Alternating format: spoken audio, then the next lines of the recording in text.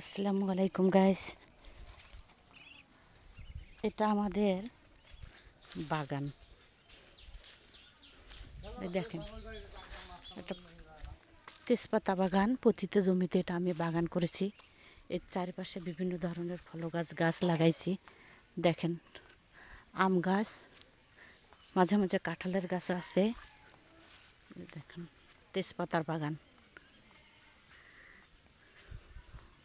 আসলে এটি একটা সহজলভ্য বাগান, যে বাগানটি সহজে আবার অল্প ব্যয়ে অল্প পরিশ্রমে টাকা পয়সা আনে।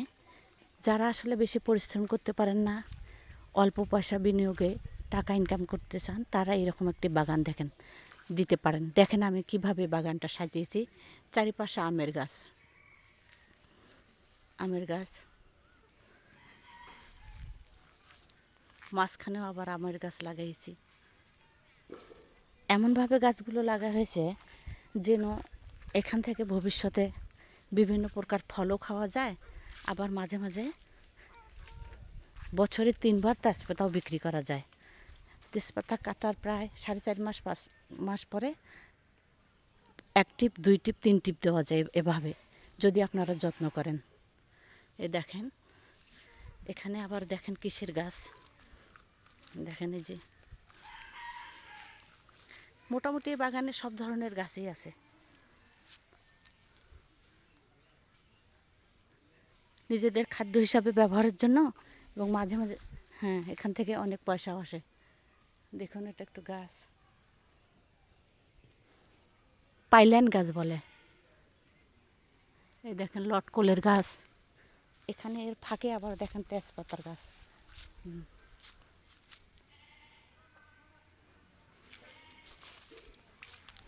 এই বাগানের মাঝে একটি লিচুর গাছও গাড়া হয়েছে। হ্যাঁ, জীবনের তাগিদে নিজেদেরকে লিচু খাইতে হয়। হ্যাঁ, এই যে দেখেন নারিকেলের গাছ। এক কথায় এলোপাথারিভাবে মোটামুটি সব ধরনের গাছই লাগা হয়েছে, যাতে এই গাছগুলো থেকে ভবিষ্যতে আমি টাকা পাই। এখানে হলো তেজপাতার পাশাপাশি এই গাছগুলো লাগার উদ্দেশ্য হলো, তেজপাতা বছরে 3 বার কাটা পড়ে, তখন এই গাছগুলো তার মাঝখান দিয়ে বেড়ে ওঠে এবং ফল দেয়। দেখুন,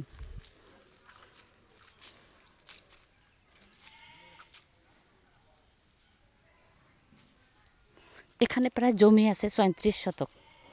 এই 34 শতক জমিতে গাছ আছে আমার 90টার মতন তেজপাতার। আর আম গাছ আছে চারিদিকে প্রায় 75টা। কাঁঠালের গাছ আছে 9টা। আর নারিকেলের গাছ আছে 7টা। জলপাইয়ের গাছ আছে 1টা। দেখুন কি সুন্দরভাবে পাতি ঘাস চড়ছে। এই ঘাসগুলো খায়। এখানে ঘাস হচ্ছে। কিছুদিন পর ওগুলো নিড়ে দিয়ে এখানে আবার আমরা আদা লাগাবো। পর্যায়ক্রমে আপনাদের দেখাবো। লটকলের গাছ আছে 25টা। এক এক সময় এক একটা ফসল পাই। আপনারা ইচ্ছা করলেই এই বাগানটি এরকম করে করতে পারেন। পর্যায়ক্রমে আমি আপনার এই বাগানের গুলোর কার্যকলাপ কখন আমি কি করি না করি দেখাবো। দেখেন, নতুন পাতা এসেছে।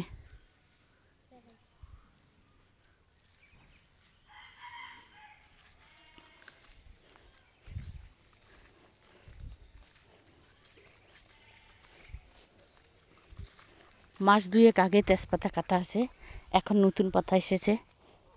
দেখেন,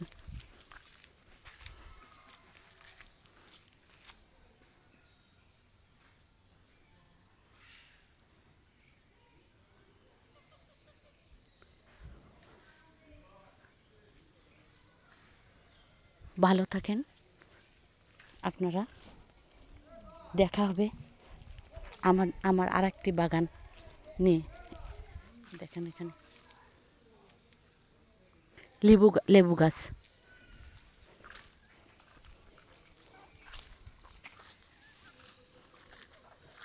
ধন্যবাদ। আবারও দেখা হবে আপনাদের সঙ্গে আরেকটি বাগান নিয়ে, আমার লিচু বাগান নিয়ে। এটা সুপারি গাছ, এটা হলো তেজপাতা বাড়ির রাস্তা। দেখেন সুপারি গাছ বাগান, চারপাশে সুপারি লাগা হয়েছে কিভাবে, সুপারির গাছ।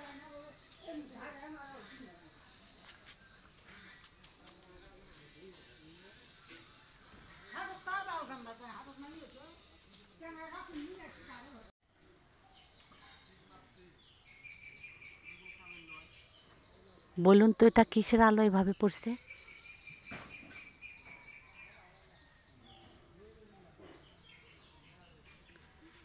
সূর্যের রশ্মি, কত সৌন্দর্য তেজপাতা বাগানের উপর দেখেন।